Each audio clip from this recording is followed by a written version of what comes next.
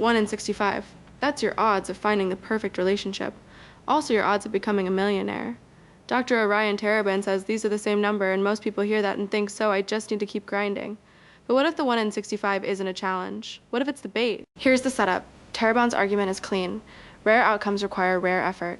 Find a quality partner, 1 in 65, build wealth to $1 million, 1 in 65, so put your head down, improve your value, run the numbers, and eventually probability runs in your favor. Sounds rational, sounds like discipline, and that's exactly how the trap works. Because here's the tension nobody mentions. A casino doesn't hide the odds, it posts them. The lottery doesn't lie about your chances, it prints them on the ticket. 1 in 65 million, 1 in 14 million. The odds aren't secret, they're the product. When you see a number that low and still think maybe that's not discipline, that's the hook. The rarity itself is what makes you reach for your wallet. And here's the reveal. Dating apps know this. They show you profiles you'll never match with. Venture capital knows this. Every pitch deck promises unicorn potential.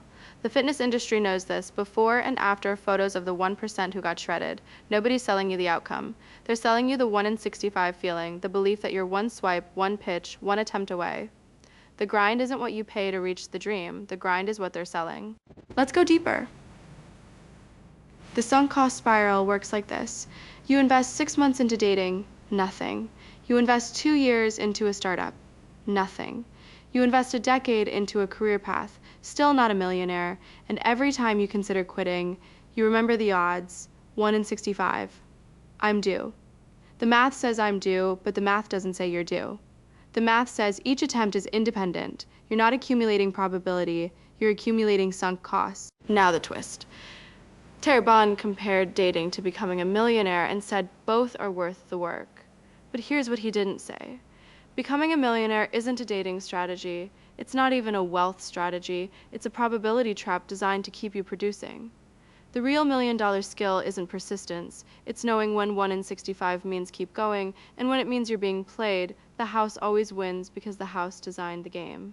The only winning move is to refuse games where the odds are the product. So here's the payoff. Taraban was right that rare things require rare effort, but he left out the second half. Rare things also require rare honesty. The honesty to ask, am I pursuing this because the odds are in my favor or because the odds feel close enough to keep me hooked? 1 in 65 isn't a wall you climb, it's a horizon you walk toward. Some horizons lead somewhere, others just keep you walking. Wisdom is knowing the difference. If this hit different, that's because it's not really about dating or money. It's about every dream someone sold you that came with odds attached. Question the odds. Question who benefits from you believing in them.